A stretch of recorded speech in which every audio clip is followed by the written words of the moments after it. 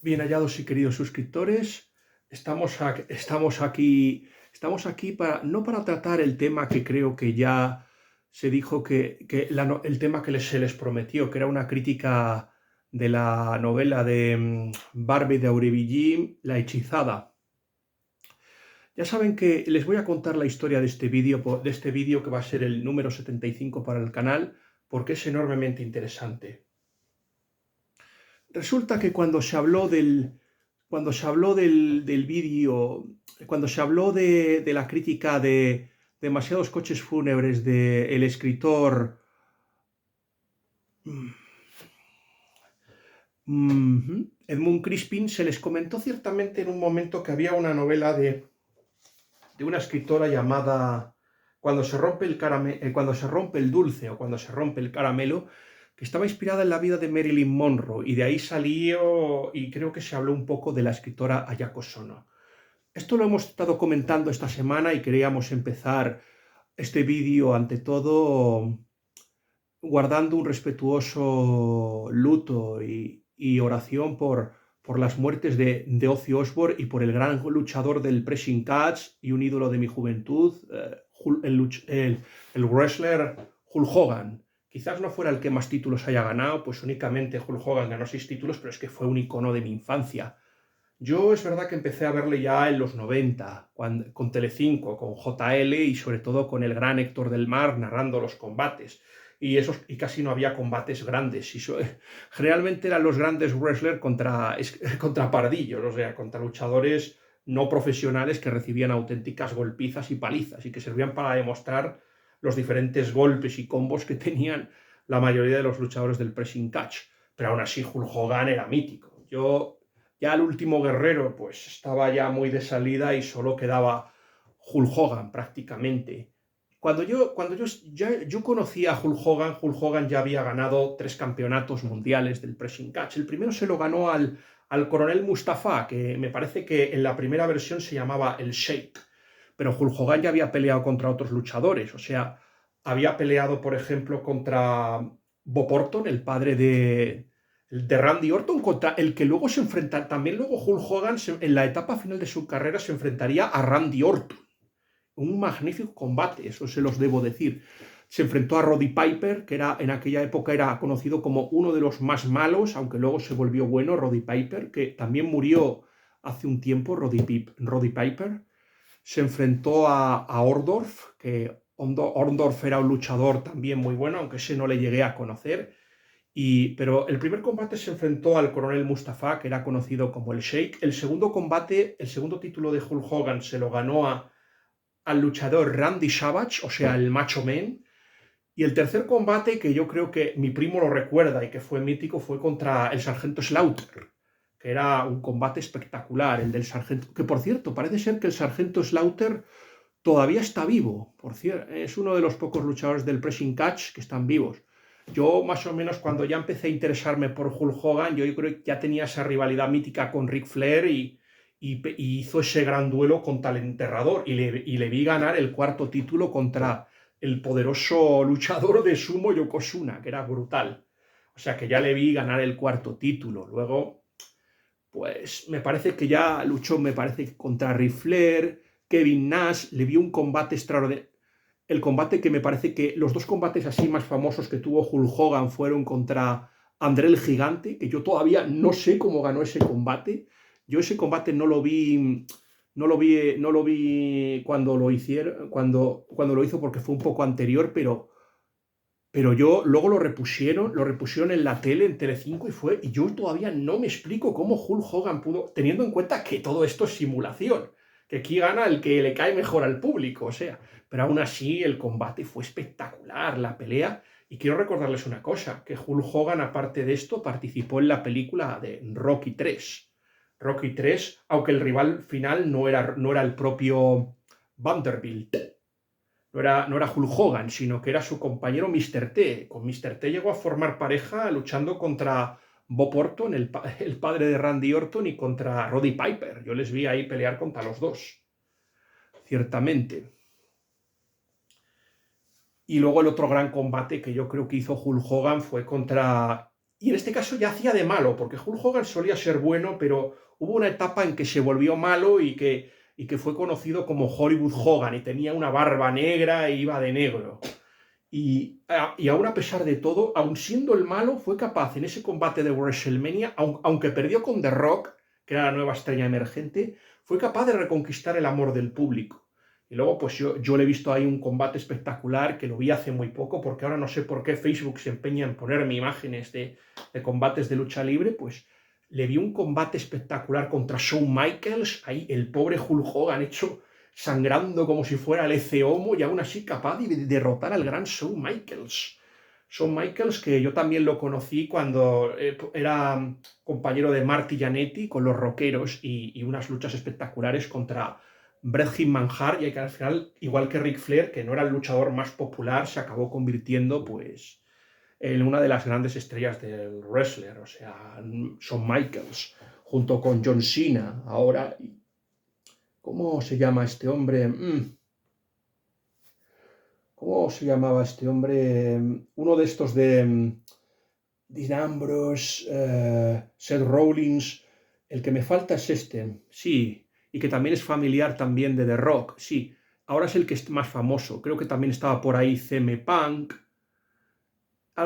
Bueno, había un luchador también muy famoso que ahora, bueno, vamos, ya Hulk Hogan se había retirado. Yo creo que a Hulk Hogan lo último que le vi fue salvando a uno de los luchadores que era atacado por el Gran Khali, un luchador indio gigantesco que medía 2 metros y pico, aunque no fue rival para el enterrador. De hecho, yo creo que la única gran estrella que aún persiste es el enterrador. ¿Qué les estoy queriendo decir con esto, con la historia de Hulk Hogan? Lo que les quiero decir es que poco a poco los ídolos de nuestra generación, de los años 80, se van muriendo. Y quizás por esto ciertamente se está haciendo este vídeo. Hoy, personalmente, mis queridos seguidores, si ustedes me lo permiten, voy a llevarlos a uno de los países más maravillosos de la Tierra y por el que siento un gran amor, que es Japón, ciertamente. Vamos a rendirle un homenaje a una escritora que, como ya saben ustedes, era japonesa, y no supe que se había muerto el 28 de febrero de 2025. Me estoy refiriendo a la escritora Ayako Sono, caballeros, que creo quizás debería empezar por la historia. Ayako Sono nació en el año 1931, o sea que murió con 93 años. Ya saben que en Japón viven muchísimo tiempo, ciertamente. Y esta mujer pertenecía a la llamada tercera generación, ciertamente. Pero quizás creo que sea conveniente retroceder. No solo vamos a hablar de Ayako Sono, sino que vamos a rendir un sincero homenaje al catolicismo en Japón. Y creo que lo primero es empezar por el principio. ¿Cómo llegó el catolicismo al Japón? Ya se tenían referencias o vagos recuerdos de Japón, o sea, ya cuando Marco Polo llegó a la corte de Kublai Khan en el siglo XIII, con el nieto del Genghis Khan, que estamos hablando de Kublai Khan, ya Kublai Khan no fue el primero en llegar, Marco Polo. Hubo ciertamente un franciscano llamado William Rodbrook. William Rodbrook aparecerá ciertamente en las novelas de Peter Berling, un escritor que estuvo muy de moda y que es el autor, me parece, que de la saga de los Hijos del Grial. No la quise leer porque me dijeron que tenía tintes gnósticos y no, a mí es que los escritores gnósticos no me gustan absolutamente nada. Quizás algún día ya hablemos un poco de esto, de Dan Brown y el tema de la masonería y el gnosticismo. Quizás ya algún día se toque ese tema, pero aún así el tema de William Rodbrook se trató en la de los Hijos del Grial. No la he leído, pero más o menos es lo que oí, la idea que tengo. Puede que yo esté equivocado. Pues en aquella época ya se había oído hablar de un lugar mítico llamado Zipango. De hecho, la idea de Cristóbal Colón, como ya ustedes saben, él no sabía que si... La idea que él tenía es que él pensaba que podría llegar a Japón antes de que lo hiciera, pues por otra ruta diferente a la que estaban utilizando, pues, los portugueses, por medio de Enrique el Navegante. Quiero decir, Bartolomé Díaz ya había pasado por el Cabo de la Nueva Esperanza, y en el año 1494 creo que Vasco da Gama llegó a la India. O sea que Cristóbal Colón llegó a Guanajaní 2 años antes de que lo hiciera Vasco de Gama. Aún así, A pesar de todo, en el año 1494, como hubo un conflicto entre Castilla y Portugal, tuvo que intervenir el Papa y en las bulas él dijo, bueno, él falló, bueno, le dio alguna parte, le compensó a Portugal, o sea, le dio una parte del territorio de Hispanoamérica, que bueno, que era el Brasil. Y a nosotros nos correspondió, pues, por ejemplo, Filipinas. Creo que ya se habló ciertamente, por ejemplo, en el último vídeo, pues, de la misión Loisha, que es el segundo. El primer viaje, ya saben que la primera vuelta al mundo es la expedición de Magallanes, aunque quien da la vuelta al mundo es Juan Sebastián Elcano.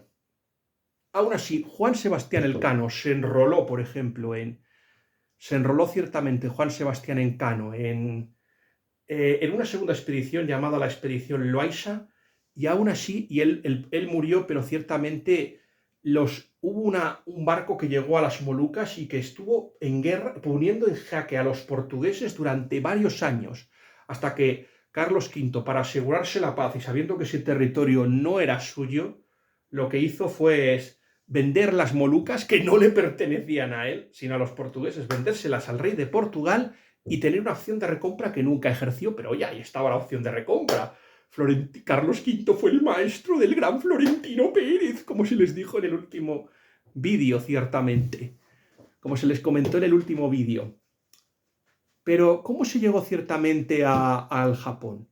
Pues parece ser que fue un marino portugués llamado Sá el primero en llegar a Portugal. Y luego hubo un japonés expatriado llamado Anjiro, que entró en contacto con Francisco Javier, yo creo un santo del que mi madre era muy devoto. Ya saben que Francisco Javier conoció a San Ignacio de Loyola en la Sorbona y conmovido por la generosidad y la bondad de San Ignacio, se unió también a la compañía y al movimiento religioso que había fundado San Ignacio de Loyola con Fabró, por ejemplo.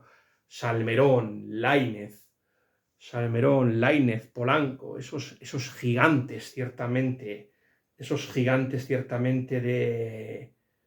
de la espiritualidad católica, y Pedro Canisio, que aunque no llegó a ser general de la orden, sí personalmente Canisio tuvo un gran papel en la evangelización de Flandes, y los jesuitas fueron muy importantes para arrebatar ciertas zonas al protestantismo, en Bohemia, en Polonia, en Centro Europa. Fueron absolutamente claves. En un principio la idea de esta gente era ir a Tierra Santa y predicar, pero Paulo III o Alexandre Farnese, tenía un plan para ellos, ciertamente que se quedaran ahí y evangelizasen Europa. Francisco Javier fue enviado a Portugal y de ahí a Portugal, me parece que fue el rey Juan III, lo envió a la India a predicar, ciertamente a San Francisco Javier, y de hecho tuvo mucho éxito. De hecho, la presencia católica en la India se conservó hasta la independencia de la India.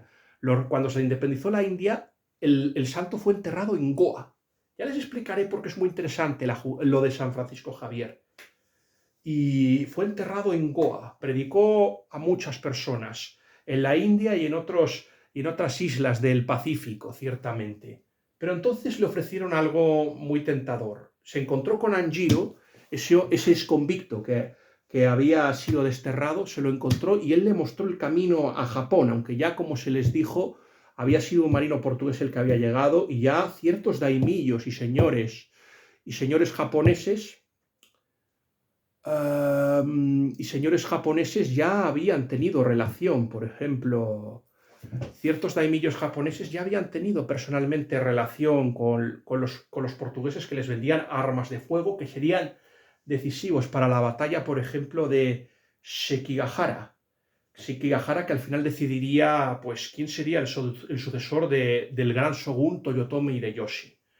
Pues más o menos San Francisco Javier llegó y aunque con mucha dificultad, empezó convirtiendo a algunos japoneses. Luego, pero como no conseguía la conversión total de la isla, tomó una decisión muy arriesgada que luego sería completada por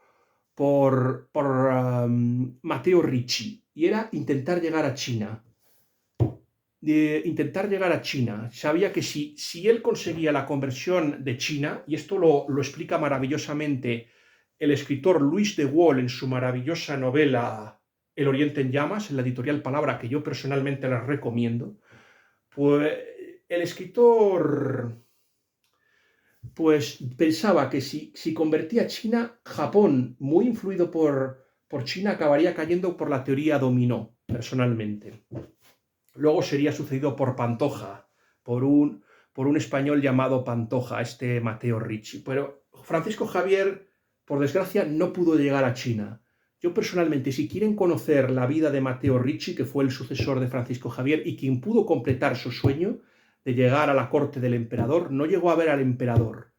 Quiero recordarles una cosa, y esto es muy importante, esto que les voy a contar. Japón, a China sí que había llegado una evangelización. Primero y esto lo he estado hablando con Luigi Accoli, el autor del famoso libro de Aleteia, que me ha pedido ayuda para contándome cómo fue la evangelización de la India y de China por parte de Santo Tomás, uno de los apóstoles de Jesucristo y el único que no creyó la resurrección hasta que introdujo sus dedos en las llagas de Cristo y sólo así pudo volver a creer. Este Santo Tomás compensó su incredulidad llevando el Evangelio hasta donde nadie se había atrevido a llevarlo. Quiero recordarles que Alejandro Magno solo había llegado a las puertas de la India, derrotando al rey Polo. Eso es lo que se les desea decir a ustedes, mis queridos suscriptores. Pues Santo Tomás los llevó a la India y hay algunos que consideran que pudo llegar a China. Después, ciertamente, hay que remontarnos un poco al concilio de Éfeso y también a los concilios el concilio de Calcedonia. Hubo otros, el segundo concilio de Éfeso, también llamado del Latrocinio, donde ciertamente Eutiques, por ejemplo, ahí estaba Eutiques enredando y otros heresiarcas que solo creían en que Cristo solo tenía una naturaleza, pues al prevalecer la opción ortodoxa, impulsada por Pulqueria, el emperador marciano, y León I, el Papa León I el Magno, el que paró a Atila, pues hubo un éxodo de cristianos nestorianos y monofisitas. Esto va a ser clave porque luego estos monofisitas serán los que entreguen ciertamente las zonas del creciente fértil al Islam, con Mahoma. Pero luego los nestorianos sí hicieron algo bueno, los nestorianos. A pesar de su resentimiento y su odio por Bizancio, llegaron a China. No solo eso, sino que en el siglo VI le entregarían el secreto de los gusanos de la seda al emperador Justiniano, ciertamente. Le entregarían el tesoro. Y formaron una comunidad, ciertamente. Formaron una comunidad. Y luego esta comunidad se vería reforzada cuando llegaron los franciscanos. Ya saben que esto ya se hablará ciertamente si algún día se hace la crítica de la novela de San Luis, esa biografía novelada escrita por Philippe de Villiers, de San Luis IX. René Grousset dijo que San Luis intentó mira, Trumpi, ¿no estás aquí? Que San Luis intentó reforzar personalmente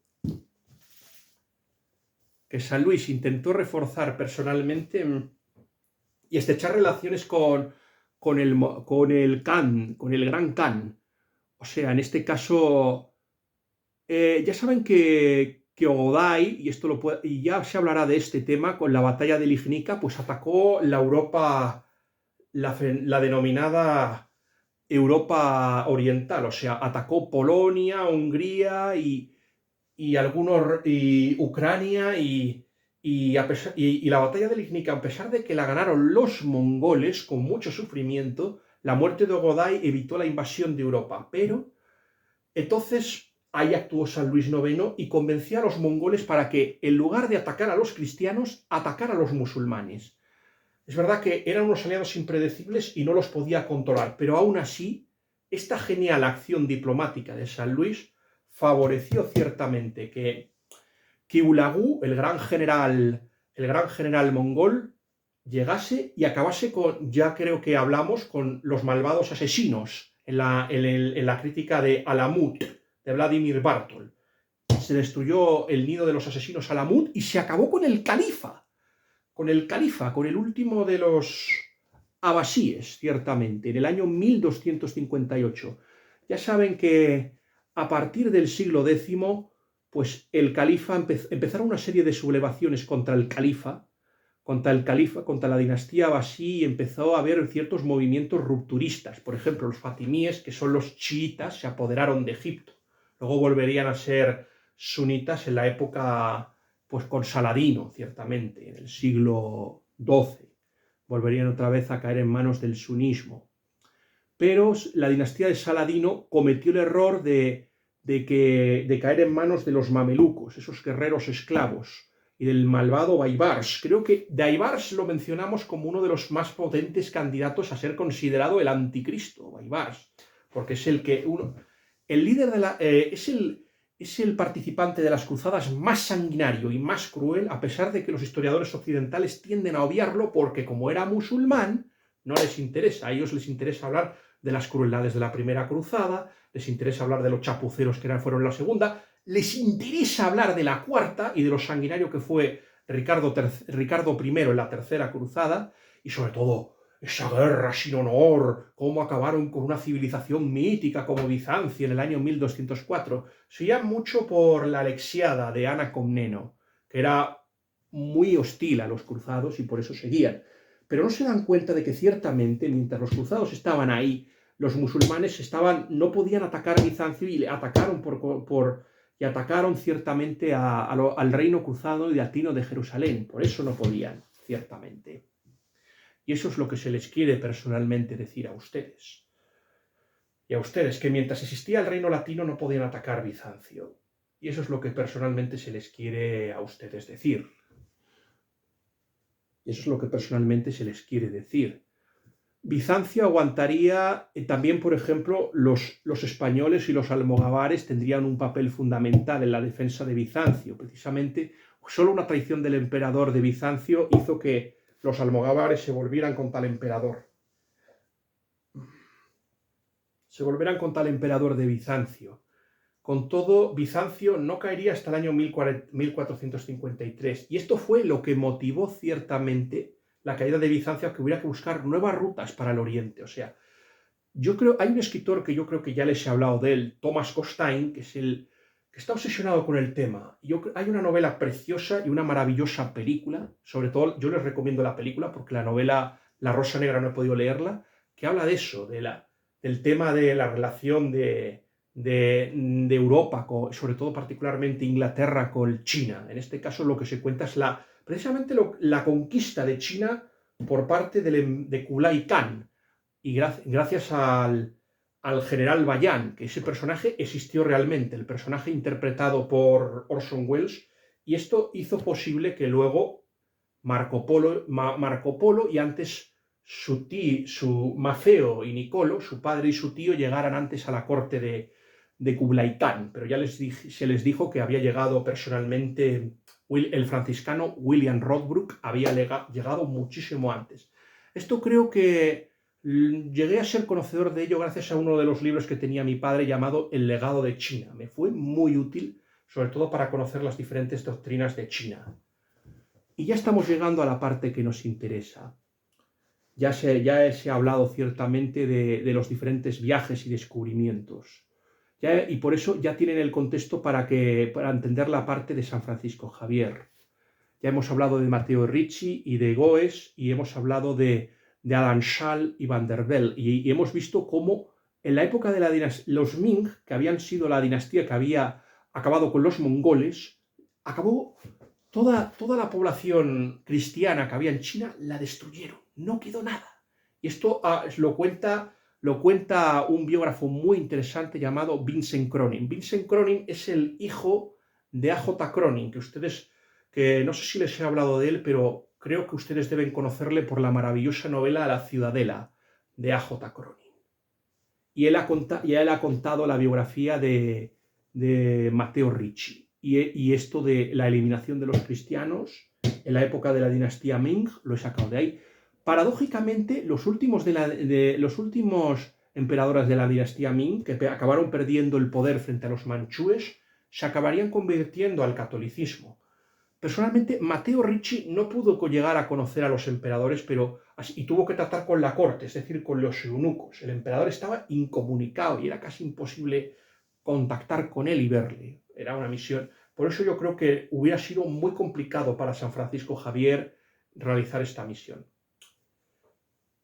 Ciertamente, luego los diferentes, por ejemplo, Cristóbal Torres, Cosme Torres y otros diferentes, Luis Frois y otros misioneros, pues llegaron a hacerse amigos de un hombre muy ambicioso llamado el Shogun, el Shogun del Japón, sí, era llamado Nobunaga. Nobunaga, el Shogun del Japón se llamaba Nobunaga y los católicos llegaron a contactar con él y utilizó a los católicos para oponerse al poderoso clero budista. Pero este Oda Nobunaga fue asesinado por Akibe Mitsuhide. Fue asesinado. Esto lo cuenta, por ejemplo, el escritor David B. Hill en 8 millones de dioses. Esta historia, la muerte de Oda Nobunaga por Mitsuhide. Y luego fue sucedido por Toyotomi Hideyoshi, que en un principio sí fue favorable, pero luego su rechazo por los católicos fue aumentando. Aparte que Toyotomi Hideyoshi, llamado el Taikosoma, amenazó varias veces con conquistar Filipinas y le ofreció una solución a nuestro Felipe II muy discutible, o sea, repartirse China ante los dos. Felipe II, valorando el coste del proyecto, finalmente optó por rechazar esa empresa. Pero ya estaba aquí, pero por desgracia, a la muerte de Toyotomi Hideyoshi llegó Tokugawa Ieyasu y con él la dinastía Tokugawa y empezaron las persecuciones de cristianos. Cristianos que pues, rondaban casi el 1.000.000 de personas, ciertamente. Había sido sobre todo muy interesantes. El lugar donde más había florecido, por ejemplo, era en Nagasaki, en Kioto. Kioto era el... No, Kioto no. Espera, era ciertamente Nagasaki... Kyushu, era Kyushu, ciertamente. Era Kyushu. Intentaron hacer ahí en otro lugar llamado Date Masamune. Esto lo cuenta maravillosamente Susaku Endo en el Samurai, pero no consiguieron otro foco. O sea, y había una rivalidad, por cierto, entre los jesuitas que habían monopolizado la evangelización del Japón y otras órdenes tenían discrepancias con ellos, como los franciscanos, los dominicos y los agustinos. Esto lo cuenta muy bien Osami Takizawa, me parece, en un libro sobre los mártires de... Sí, Osami Takizawa, en un libro sobre los jesuitas en el siglo XVI y XVII, Ya se pondrá el enlace del libro si están ustedes interesados en conocer este tema.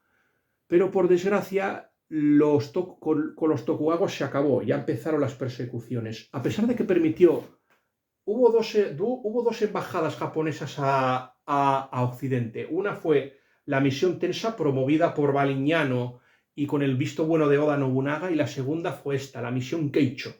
La misión Keicho fue contada en la novela El Samurái y cuenta la historia de Hasekura Rokuemon Tsunenaga y cómo llegaron a la Nueva España, o sea, a Nueva España, o sea, con el virrey Velasco y luego a la corte de Felipe III. También estuvieron por Francia y llegaron a conocer al Papa Paulo V. La mayoría de los emisarios se llegaron a convertir al catolicismo. Pero lamentablemente, por desgracia, no se consiguió pero lamentablemente, por desgracia, en aquel momento, mientras estaba realizando esta misión, Tokugawa Ieyasu cerró las fronteras, el Shokaku, y empezó poco a poco a perseguir a los cristianos. Esta labor fue continuada por Hidetada y luego esta labor fue continuada por Iemitsu, el tercer shogun del Japón unificado. Este fue el que prácticamente acabó con el cristianismo. Hubo una rebelión, a pesar de todo. No era una rebelión cristiana, pero los cristianos tuvieron un papel significativo, que es la revuelta de Shimabara en el 1636. Y es en estos momentos, por Shiro Amakusa, llevada a cabo por Shiro Amakusa. Shiro Amakusa por ejemplo, fue considerado el villano de alguno de los videojuegos, de un videojuego sobre samuráis.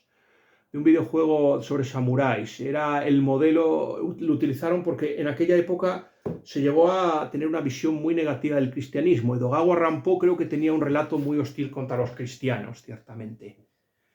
Y fueron poco a poco muriendo. Iban cogiendo a todos los misioneros y a todos los feligreses japoneses, los católicos los obligaban a apostatar pisando el fumié. O sea, esto lo cuenta maravillosamente bien Susaku Endo en su novela En silencio, que fue adaptada al cine primero en los años 60 y luego más tarde, en este año, con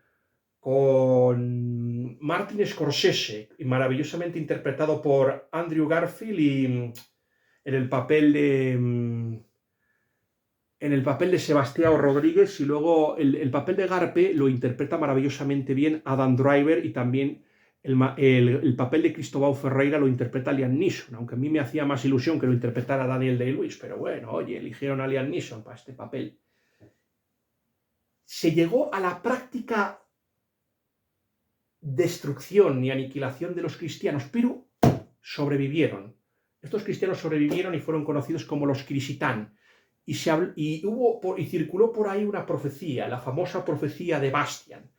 Y gracias a esta profecía personalmente de Bastian, los cristianos japoneses mantuvieron la esperanza. Fingían ciertamente que seguían las órdenes del emperador, del shogun, y que pisoteaban y escupían los crucifijos, pero en el fondo de su corazón seguían siendo cristianos y se mantuvieron ocultos. Eran también conocidos como los Kakure. Y este bloqueo no se rompió hasta el año 1850. Bueno, no, todavía no. Japón estaba aislado, pero el aislamiento se rompió en el año 1855, cuando llegó el Comodoro Perry y a cañonazo limpio obligó a Japón a abrir sus fronteras. Todavía no estaba la libertad de culto, pero llegaría. Hay un personaje que es clave en todo esto, el embajador americano Stuart Townsend. Hay dos visiones del embajador Stuart Townsend. Una es la de la película El último samurái, que es presentado con las cinturas más negras, porque Edward Zwick es muy hostil a Occidente y a Europa, es muy hostil a Occidente, y por eso de ahí que él empatice con Takamori Saigo, es decir, con el personaje de Katsumoto, interpretado por Ken Watanabe. Y luego la visión que a mí me gusta, y yo quiero recomendarles, es la maravillosa película de John Huston, El bárbaro y la geisha, interpretado maravillosamente por John Wayne. El bárbaro no porque él sea un bárbaro, John Wayne, sino porque ciertamente así llamaban los japoneses a los extranjeros, los gaijin. Es un país que siempre le ha costado mucho aceptar la presencia extranjera y solo lo ha hecho o por interés o de mala gana. Eso sí que se les debe reconocer. En el año 1868, mientras España tiene lugar la mal llamada Gloriosa, que fue un desastre, promovida por Prim, Topete y el bellaco del general Serrano, que era más traicionero que una serpiente, y que había sido amante de la reina Isabel II, pues la depuso. Y pusieron a Amadeo de Saboya, pero como fue un desastre, luego pusieron una república, y luego pues para volver a la restauración. Pues en Japón, en cambio, se supone que el sector más conservador, esto creo que ya se comentó cuando se habló de la maravillosa, del libro de la novela de los crímenes de la guillotina Meiji. Ese tema creo que ya lo tratamos, ciertamente. Ciertamente se trató, por ejemplo, a los diferentes líderes de la revolución Meiji. Tampoco salía muy bien parado el shogun, eso se lo quiero. El shogun, por cierto, la vida del shogun me parece que el del último shogun fue editada por la editorial Quaternipo y escrita por Shiba Ryotaro, por si a ustedes les interesa también conocer la historia del shogun. Ya saben que el hecho de que el emperador Meiji o Mitsuhito obligara a la apertura y a la modernización del Japón, pues provocó algo muy parecido a lo que pasó en Rusia, en la época de Pedro el Grande. Estaban los que querían que Rusia, por ejemplo, siguiera conservándose la tradición y la ortodoxia, y los que querían europeizarla. Pues Y en España, por ejemplo, pues el liberalismo y la Ilustración pues impusieron la europeización también de España. Pues esto ocurrió también en Japón. Sin embargo, en este caso, yo que soy muy crítico, por ejemplo, con este proceso, con este tipo de procesos, en este caso fue positivo porque gracias a esto aparte de la occidentalización de Japón, que llegó a aceptar nuestro calendario, pues llegó la libertad de culto y los católicos pudieron profesar otra vez su fe, aunque hubo persecuciones. Hubo un sacerdote francés llamado Emmanuel Petitjean que vino a Japón y estaba desanimado porque pensaba que los católicos japoneses habían sido exterminados en las persecuciones del siglo XVII, pero se le presentaron unas mujeres que le hicieron una pregunta y era el Hijo de Dios, más o menos la respuesta. Y gracias a esto, los cristán que habían estado escondidos volvieron a emerger, ciertamente. Y esto, bueno, así, y esto volvieron otra vez a pasar malos tiempos porque Japón se dedicó a una política expansionista y luego que nos llevó a los gobiernos nacionalistas en la Segunda Guerra Mundial, del general Toju, y los nacionalistas se dedicaron a matar, o sea, se dedicaron a matar a todos los que no estaban de acuerdo. Por ejemplo, ¿no saben ustedes que ciertamente Japón ha tenido varios ministros cristianos? El primero de ellos fue fue el ministro Hara Takahashi. Este Hara Takahashi, por ejemplo, fue asesinado en el año 1920. Con todo, a pesar de que es un hombre que no aceptó el sufragio censitario, se puede decir que era un hombre que no era corrupto, murió pobre, o sea, no robó mucho. Hara Takahashi no robó mucho, se les puede decir personalmente. Eso es lo que se puede decir de esta maravillosa historia. Y tuvo otro primer ministro muy interesante que fue el que proporcionó el milagro económico en Japón. En este caso estamos hablando de Shigeru Yoshida. Shigeru Yoshida fue el que permitió el milagro japonés en la década de los 50. Ya sabe que hubo varios milagros. El milagro alemán, que fue obra del ministro de Economía Ludwig Erhard en la época de Konrad Adenauer.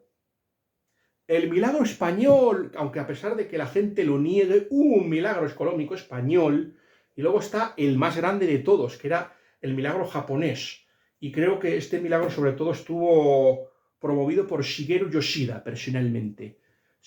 Esta lucha generacional entre la generación de la era Showa, o sea, la generación de preguerra antes de la Segunda Guerra Mundial, y luego la generación posterior de la posguerra, la relató maravillosamente Susaku Endo en la maravillosa novela Cuando Silbo, sobre todo por medio de sus dos personajes, del padre y el hijo de esta novela. Y es muy interesante porque sale mucho mejor parada la generación anterior a la Segunda Guerra Mundial que la posterior, que había perdido su nexo cultural, ciertamente. Quiero recomendarles un libro de Gironella llamado Japón y su duende también. Me gustaría muchísimo recomendárselo a ustedes. Y creo ciertamente que ya es el momento de hablar de... Hay un momento que después de la posguerra en que Japón parece que experimenta un crecimiento imparable, ciertamente, y empieza a haber un montón de conversiones, quizás en parte debido no solo de católicos, también de cristianos. Les voy a poner ahí toda la lista. Se van a llevar ustedes una sorpresa de la cantidad de conversos que hay en Japón. Es verdad que se les debe decir una cosa. Actualmente los cristianos en Japón no son solo el 0,4% de la población. Es poquísimo.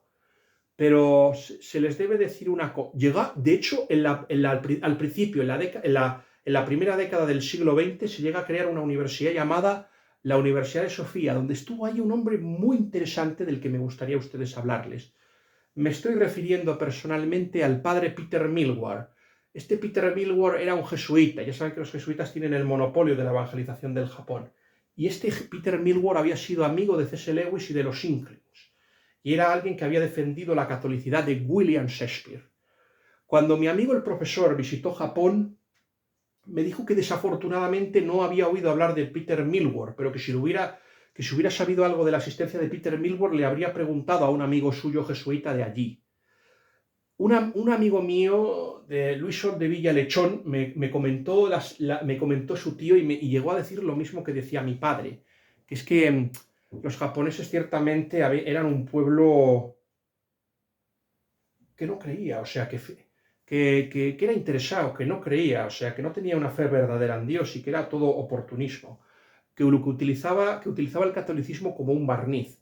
Pero aún así yo creo que hubo grandes escritores católicos en esta época, personalmente. Hay varios escritores personalmente y me gustaría, y quizás los más interesantes sean los que pertenecen a la tercera generación, a la que perteneció, por ejemplo, la persona a la que se rinde homenaje, que en este caso es la escritora Ayako Sono, y su marido, Sumon Miura, que también se convirtió al catolicismo y no solo escribió él obras, sino también produjo las de su mujer. Es muy interesante este caso de Sumon Miura. Pero el más grande escritor católico, que también perteneció a la tercera generación, es Usaku Endo. Hay que reconocer que antes de estas personas hubo una figura gigantesca en el caso del catolicismo japonés, y nos estamos refiriendo al doctor Takashi Nagai, que es conocido como el Gandhi católico. Este Takashi Nagai era un famoso radiólogo y médico. Yo quiero recomendarles, pero escribió una novela llamada Las campanas de Nagasaki, pero recientemente la editorial Encuentro ha publicado una novela que se llama Lo que no muere, contando su experiencia. Este hombre fue médico y se casó con una mujer católica muy religiosa y por un casual entró en contacto con el catolicismo francés y en este caso con Pascal y se convirtió al catolicismo. También, y resulta que este hombre se encontró con el lanzamiento de las bombas atómicas del Fat Boy en Hiroshima y Nagasaki. Este hombre era de Nagasaki. Nagasaki, que era donde estaba el 46% de los católicos del Japón. Hay algunos que piensan que ciertamente el ataque fue planeado y que Estados Unidos lo hizo a propósito. Eso es lo que se quiere decir. Hay algunos que lo dicen. Yo aquí dejo caer el rumor. Ahí estuvo, por ejemplo, el padre Arrupe, o sea, que se encontró con el panorama, el padre Arrupe. No sé cómo se pudo librar de los efectos de la radiactividad, de la bomba atómica en Nagasaki. No sé cómo lo evitó. Aún así, este hombre, a pesar de todo, fue ahí cuando empezó a desplegar su vena creativa, favoreció la reconstrucción de la ciudad de Nagasaki. Esto se cuenta, por ejemplo, en una biografía escrita por el escritor australiano Paul Glynn, que también ha sido editada por la editorial Palabra. Nos estamos refiriendo a La canción de Nagasaki, por si ustedes la quieren leer. Es muy interesante. Creo que ya se les dijo también que el padre Gereol Goldman también se convirtió al catolicismo y estuvo como misionero en Japón. También Paul Ershock, personalmente, un misionero, también fue decisivo en la conversión de Susaku Endo. Estuvo en relación con la madre de Susaku Endo y fue básico para su conversión. Y también había una influencia muy fuerte de los escritores católicos franceses. En este caso nos estamos hablando de Georges Bernanos y de François Mauriac, que fueron decisivos para que Susaku Endo se convirtiera al catolicismo. Y no solo Susaku Endo, me suena que también una de las escritoras que tengo por aquí apuntadas, porque es que yo tengo personalmente un problema y se lo debo, que los nombres japoneses se me suelen olvidar. Estamos hablando, me parece que es la escritora Takako Takahashi, que la editorial Hermida le ha editado un libro que es llamado Mujeres solas, personalmente. Se debe decir que personalmente por aquella época ya se había escrito, ya en el año 1908 nació una mujer llamada Magdalena Sumi Tanaka, que está editada en español en el Teatro Moderno japonés de la editorial Aguilar, y tiene una obra llamada La mujer del tambor y tiene también una obra llamada El almuerzo también. Y bueno, era una escritora muy feminista que bueno, ella hizo apología personalmente del feminismo y participó con el director y los guionistas Mikio Naruse y Kinuyo Tanaka, personalmente. Luego también hay un caso muy peculiar, que es el de Naoya Shiga. Naoya Shiga es un escritor que había coqueteado con convertirse al catolicismo y estuvo por algún tiempo influido, pero finalmente no se convirtió.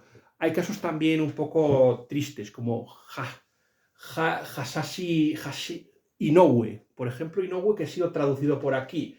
Él contaba pues en una novela que a mí no me gustó nada, donde una esposa adúltera es asesinada por su marido. No me gustó nada.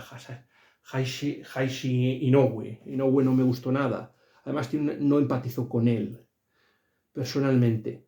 Sin embargo, es muy interesante, por ejemplo, algunos de los escritores que se convirtieron personalmente. Estamos hablando, por ejemplo, de escritores como Kuniogawa con su Isla Apolo y la aventura de la Biblia. Es muy interesante. Yo, por ejemplo, también tuve ahí un manga cristiano llamado Akinshifu, que me lo regaló mi hermana de la editorial Mensajero. También me gustaría destacar el caso de Sawako Ariyoshi, una escritora también muy interesante. El caso de Michiku Inukai, por ejemplo, y luego ya hablaremos porque los otros escritores me los quiero dejar personalmente aparte, el resto de los escritores. Yo creo que ya es hora de hablar de nuestra escritora biografiada. El más grande de la tercera generación es el grupo de escritores formado por Yamato Kenkichi. Es un grupo de escritores que ganaron el premio, uno de los premios, el premio me parece que Eiji Yoshikawa, y que pensaban que nunca, y según Susaku Endo, que para mí es el más, para mí Susaku Endo, si ustedes vieron el vídeo de he leído más de 3000 libros. En ese vídeo yo les dije una cosa, hablé de una de las novelas y las incluí, entre las 10 mejores novelas incluí El Samurái, me parece que fue la cuarta que incluí. La cuarta, El Samurái, que trataba de la misión Keicho, de las que ya se le ha hablado durante en los minutos anteriores de este vídeo. Susaku Endo para mí, de todos los escritores, es el más grande de todos. Nació en el año 20, y sus padres se divorciaron y su madre personalmente y sus tías se convirtieron al catolicismo gracias a este tal Herzog. Y Endo se convirtió, aunque en un principio la conversión no fue favorable. Aparte, estuvo en Francia, cogió la tuberculosis, sufrió racismo por parte de los franceses y no empatizaba con la nueva religión, a pesar de su conocimiento de la obra de Mauriac y de Bernanos. Volvió a Japón y ciertamente estuvo muy incómodo con su fe hasta un momento en que hizo un viaje a Tierra Santa y se dio cuenta de que le habían contado la historia de la historia, lo fascinante, la historia de Occidente, y él no se había centrado en el propio Jesucristo, en la figura de Jesucristo, ciertamente. No se había fijado en su figura y por eso ciertamente personalmente no había podido empatizar con. Así que cuando se dio cuenta de que Jesucristo era una persona sufriente, que había sufrido por todos los demás para conseguir la salvación de la humanidad, Endo, digamos que se sintió más interpelado por la humanidad de Jesucristo, más que por su divinidad y por los milagros. Escribió una vida del propio Jesucristo. Empezó con Viaje a Adén, que fue su primera obra, y luego estaba pues obras como Hombre Blanco, que es la historia de un sacerdote de un sacerdote católico francés que es torturado por colaboracionistas nazis. Luego estaba Hombre Amarillo, la difícil relación de un sacerdote que se casa con una japonesa y que prácticamente esto le lleva al suicidio. A pesar de ser un hombre muy alegre y muy bromista, Susaku Endo, las primeras novelas estaban teñidas un tanto de desesperanza. Tiene otra que es una de mis novelas favoritas. Llegó a ganar el premio de mejor novela, no sé si el año 2010 o 2011. Me estoy refiriendo a Mara y Veneno, también editada en Ático de Libros, que ya no está a la venta, por desgracia. Es casi imposible conseguir ciertamente la novela de Mar. Esa novela, Mar y Veneno, explora ciertamente el tema de las vivisecciones a las que fueron sometidas los prisioneros americanos por el Escuadrón 744. Hay un científico, Ishii, que se convirtió también al catolicismo. Esta gente emuló los experimentos del profesor Mengele. Este Ishii parece ser que se convirtió después al catolicismo. Esta gente fue condenada por los juicios de Khabarovsk, de la Unión Soviética. Sí que, por ejemplo, sí que mataron a la plana mayor del gobierno los estadounidenses, pero fueron muy benévolos con los científicos. Hay muchos que a Estados Unidos le reprochan, primero, lanzar la bomba atómica en Hiroshima y Nagasaki y no haberse ensañado con los criminales de guerra japoneses. Hay muchos que se han ensañado en estas cuestiones, por ejemplo, y esto es algo que hay por ejemplo, hay que reseñarlo, ciertamente. A mí me ha gustado muchísimo el tema. Pero luego, como ya se les contó personalmente, Susaku Endo empezó a cambiar cuando publicó una novela de la que ya se ha hablado y que me gustaría ver publicada aquí, que es El tonto maravilloso, que es una versión japonesa del Idiota en la que un pariente de Napoleón llamado Gastón Bonaparte acaba personalmente en Japón y consigue con su muerte y sacrificio llevar a todos a la conversión. Es un personaje crístico, este Gastón Bonaparte. Y luego ya personalmente pues llegaron novelas como Silencio, que es una maravilla, El volcán, La canción de Kiku, que es una novela sobre la persecución de los japoneses en la era Meiji, porque todavía sigue habiendo persecución personalmente. Escribió una obra sobre una chica francesa y la reina María Antonieta, que al final intercambian sus destinos. O sea, una que parecía pobre y miserable, al final acaba elevándose y María Antonieta pues acaba guillotinada. Se llegó a hacer una ópera, por ejemplo, de esta... creo que hemos hablado de Silencio, del Samurái. La muchacha que dejé atrás, que esa me parece que la publicó la editorial PPC y esa no he podido leerla. Pues, y luego pues están las últimas obras ya de Susaku Endo, como por ejemplo En el río, por ejemplo. Esa es muy interesante, la de En el río, porque está ambientada en la India y ahí tienen un papel muy importante los Sikhs. Y denuncia, por ejemplo, bueno, huye del europeocentrismo, eso siempre ha oído Susaku Endo. También, como se les dijo, escribió una biografía de Jesucristo, despojada muy del tema de los milagros, se centra mucho en la humanidad de Cristo. Hay una novela ya casi que fue considerada pornográfica llamada Escándalo y que las malas lenguas dicen que por eso no recibió Susaku Endo el premio Nobel. Graham Greene llegó a decir de Susaku Endo que era uno de los escritores más finos de nuestro tiempo. Eso es lo que personalmente se les quiere decir. Y luego, pues este escritor finalmente publicó En el río, que es la novela de la India que ya personalmente se les ha contado, y murió en el año 1996. Se le había extirpado un pulmón, se atragantó y cogió una neumonía y murió. Y yo creo que sobrellevó su muerte con mucho valor, inspirándose en el ejemplo de Job. Quiso escribir un libro sobre los comentarios de Job. Por cierto, no se lo he dicho, pero parece, aparte de la película Silencio, también se hizo una película de Mari Veneno, de japonesa, y me parece que estaba ahí Ken Watanabe, me parece que la interpretó. Ahí estaba Ken Watanabe. Luego hicieron otra de Silencio, y luego está la versión de Martin Scorsese. Pues por lo que he oído, parece ser que Martin Scorsese querría llevar a la gran pantalla la historia de Jesucristo, la biografía de Susaku Endo de Jesucristo. Va a ser muy interesante porque compartirá con Terrence Malick, que también tiene pensado hacer otra vida de Jesucristo. Ya hemos visto una película Rey de Reyes, que es una película de dibujos, interpretada en la que Charles Dickens le cuenta a su hijo para reconciliarse con él, porque le ha regañado, pues una historia, y en este caso es la historia de Jesucristo, y es muy bonita esa película de dibujos animados. Esas son las 3 películas de Jesucristo que va a haber este año. Aparte de eso, sí que me gustaría recomendarles, gracias a Susaku Endo, por ejemplo, hubo un escritor llamado Tagao Tohiko que se convirtió al cristianismo, personalmente, y tiene 2 novelas muy bonitas. Tiene Condenación y Invierno de Flandes. Invierno de Flandes me parece sobre la Segunda Guerra Mundial. Y también escribió una novela sobre el beato, ¿no? me parece que ya lo han beatificado, el daimillo Justo Takayama Ukon, quizás el gran daimillo cristiano junto con Otomo Shorin, personalmente. Y hay otra escritora que me gustaría hablarles. Esta no es una escritora católica, pero es una escritora cristiana. Me estoy refiriendo a Ayako Miura. Ayako Miura tiene una novela llamada Freezing Point, o Punto de Congelación, por desgracia. Esa no se ha traducido al español, pero la novela de la que les voy a hablar tiene una vida muy parecida a la de Sosaku Endo. También tuvo una tuberculosis, porque el propio Endo también tuvo una tuberculosis, y tuvo una especie de caries en la columna vertebral, personalmente. Y también espondilitis, tuvo una espondilitis debido a la tuberculosis. Tiene una novela preciosa, que es la historia de un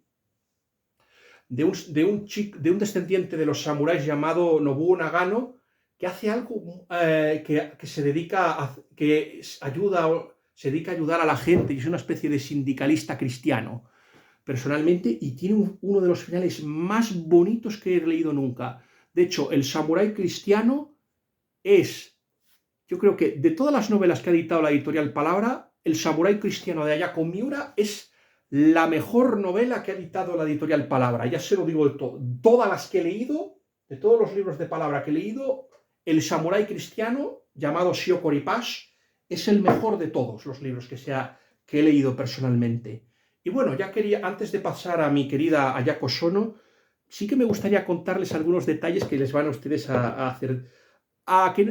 Yo creo que todos mis suscriptores conocerán un poco a Godzilla. ¿A que sí? A ese adorable monstruo que debido a las bombas atómicas creció hasta convertirse en un lagarto gigante capaz de lanzar rayos nucleares y que fue capaz de derrotar a King Kong. Pero ¿a qué no saben ustedes que el creador de Godzilla, Eiji Subaraya, era católico y se convirtió al catolicismo? También es el creador de Ultraman, por cierto.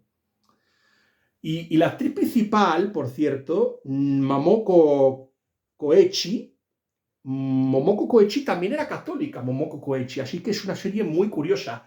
Mi amigo Oliver, que es un gran fan de Ranma Medio, pues voy a contarles también un detalle de Ranma Medio. Ahora se ha hecho un remake de Ranma que no llega ni al no llega a la altura de los zapatos al original, pues Megumi Hayashibara, personalmente, es la dobladora de Ranma. Aquí Ranma Medio es muy divertida porque Ranma Medio fue doblada por los dobladores de una serie que a mí me encantaba, que eran Los problemas crecen. Y también tenía un componente cristiano. Ya saben que Kirk Cameron es un cristiano evangelista muy celoso de su fe. Luego hicieron la versión católica, un spin-off, que era Siete en casa, o sea, que es el profesor de gimnasia, el Graham Lubbock, tiene una serie de hijos y todos son católicos menos la tercera hermana, que esa es agnóstica. Y es la que doblaba a Ranma. La dobladora de la tercera hija doblaba a Ranma personalmente. A mí me encantaba la serie de Los problemas crecen y Somos 10, no sé si era Somos 10 o... Esa me encantaba, era maravillosa, ciertamente. Aquí estoy tirando un poquito del sentimiento de nostalgia. Y ahora, personalmente,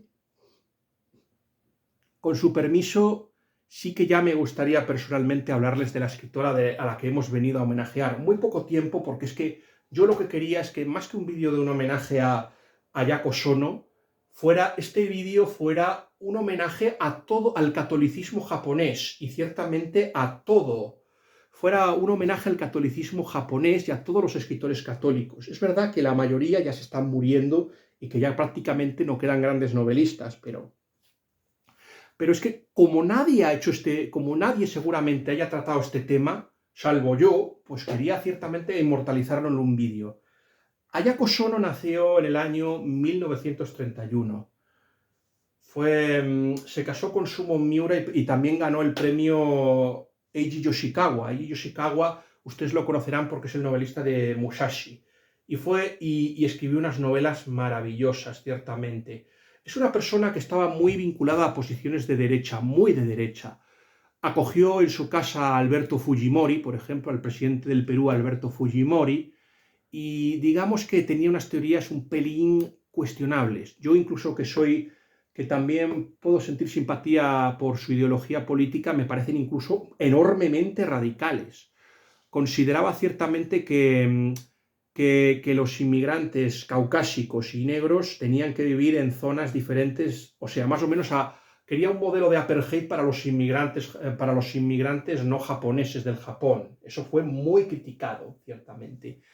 Y más o menos continuó las políticas del político derechista. Se mostró muy crítica con el gobierno de Allende y apoyó el golpe de estado del general Pinochet. Yo les cuento lo que pasa, o sea, y luego sí, también sí que fue reconocida sí que difundió, por ejemplo, la evangelización de sacerdotes. Se mostró muy crítica con el aborto, en eso estoy totalmente de acuerdo con ella y siempre favoreció la acogida y la adopción de niños. Y eso sí que la honra personalmente. Pero yo personalmente, por lo que a mí me gusta Yako Sono personalmente, es por las novelas que ha escrito y que a mí me gustaría mucho que comentar aquí personalmente con ustedes. Por eso queríamos rendirle este homenaje a esta gran escritora, Yako Sono, por su novela Transitoriedad, que habla del nihilismo de las generaciones de japoneses y japonesas. Luego tiene otra novela preciosa que es un biopic o una biografía de Marilyn Monroe, Cuando se rompe el dulce, que se hizo una película interpretada por Ayako Wakao y que fue un biopic y que estaba inspirada en la vida de Marilyn Monroe. Luego, Monumento sin nombre me recuerda mucho a los puentes de Tokorí y habla un poco, y también va un poco en la línea el puente sobre el río Kwai, sobre la construcción de una presa. Los puentes de Tokorí es una novela de James Michener. James Michener, yo les recomiendo mucho una novela llamada Polonia. Y luego está Caña Magullada, por ejemplo. Caña Magullada trata la vida de un padre católico y sin ninguna concesión, o sea, de forma muy realista. Luego tiene otra cosa muy interesante, Casa de Ficción, donde esta escritora ataca y critica la violencia doméstica, en este caso el maltrato de una mujer a manos de su marido, personalmente. Luego tenemos la historia de Taro. Esta historia es muy conmovedora porque es una novela inspirada en su propio hijo, o sea, ha novelado la vida de su propio hijo, que es una especie de antropólogo, personalmente. Luego estamos ante una novela de medicina sacramental, Las manos sucias de Dios.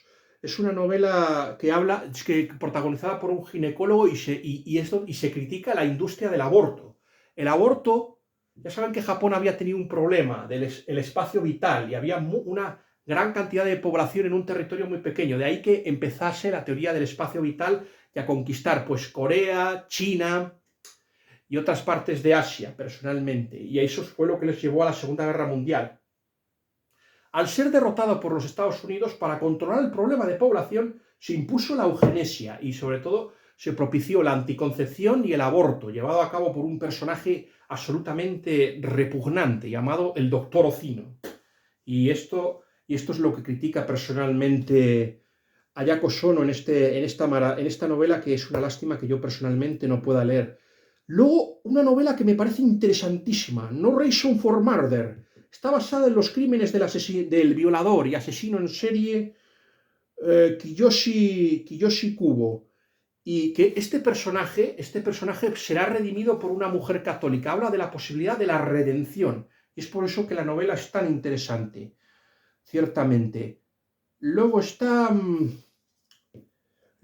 por ejemplo, Lamentaciones, que son las experiencias de una monja llamada Aruna en la época del genocidio en Ruanda.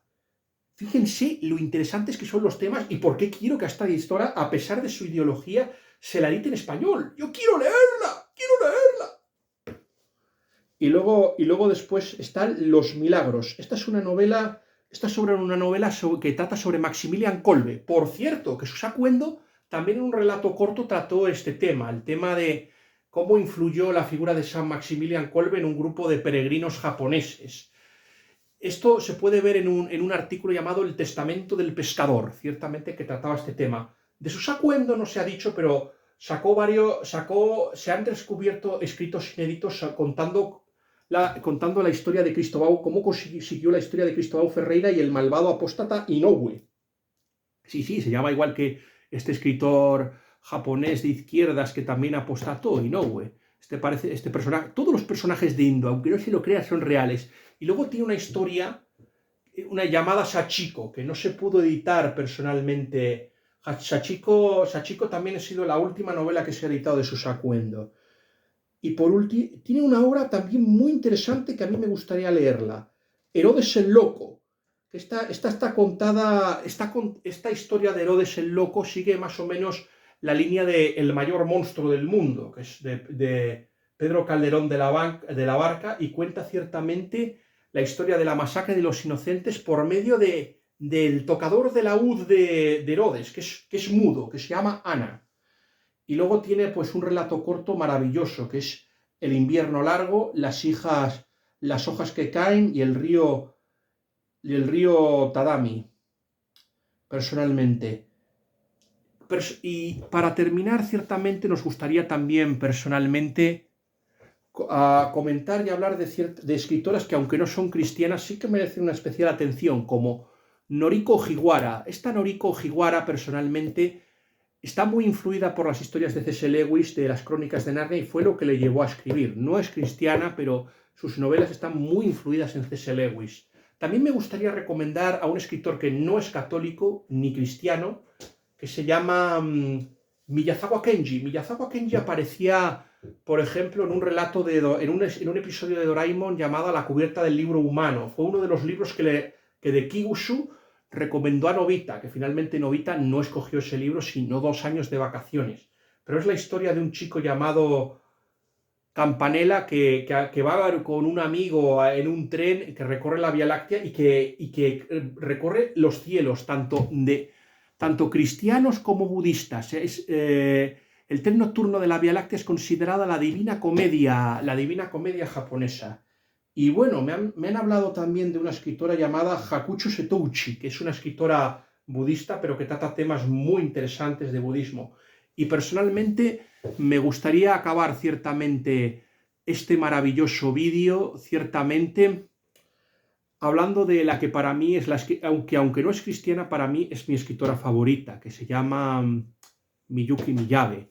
No podríamos terminar este vídeo personalmente sin hablar de novelas maravillosas como, por ejemplo, Brave Story, personalmente, y su tetralogía de Tokio, mi favorita, que ciertamente podríamos haberla citado en los 10 mejores libros que he leído, he leído más de 3.000 libros, podría haberla citado entre los mejores 10 libros, que es El susurro del diablo, quizás de las mejores novelas que he leído, que un servidor ha leído nunca.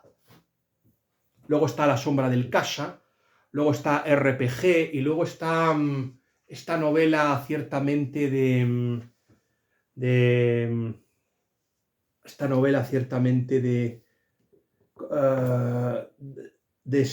daños colaterales, ciertamente. De daños colaterales sobre una vengadora que se dedica a matar criminales y luego, como ella se ha convertido en una asesina, la persigue una organización de justicieros, personalmente. Fuego colateral, creo que se llama, me parece. Sí, bueno, pueden encontrarla. La de RPG o Shadow Family es muy interesante, por ejemplo. La sombra del Kasha es la que gusta más a la gente, pero mi favorita para mí es El susurro del diablo. La sombra del Kasha es eso, es la historia de una mujer que va suplantando y matando gente. Y luego el final es muy interesante y muy bonito, personalmente. Y bueno, yo creo que ciertamente me gustaría terminar rezando una oración, ciertamente por Ozzy Osbourne, por Hulk Hogan y por Ayako Sono, la última y quizás la más grande de las escritoras católicas japonesas, con permiso de nuestro Susaku Endo. Me gustaría terminar este vídeo personalmente rezando por sus almas. Padre nuestro que estás en los cielos, santificado sea tu nombre. Venga a nosotros tu reino, hágase tu voluntad en la tierra como en el cielo. Danos hoy nuestro pan de cada día. Perdona nuestras ofensas como también nosotros perdonamos a los que nos ofenden. No nos dejes caer en la tentación y líbranos del mal. Amén. Dios te salve María, llena eres de gracia, el Señor es contigo, bendita tú eres entre todas las mujeres y bendito es el fruto de tu vientre Jesús. Santa María, Madre de Dios, ruega por nosotros pecadores, ahora y en la hora de nuestra muerte. Amén.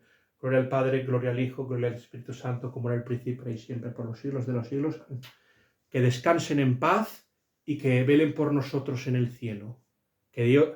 Y antes de terminar, yo sí ya creo que mi siguiente crítica será La hechizada de Barbey d'Aurevilly, que voy a empezar pronto esa crítica. Y bueno, a ver si podemos avanzar con El ojo del cazador, que estoy muy atascado. Pero bueno, muchísimas gracias a todos por haber llegado hasta aquí y que Dios les guarde a todos los que ven este vídeo. En el nombre del Padre, del Hijo y del Espíritu Santo. Amén.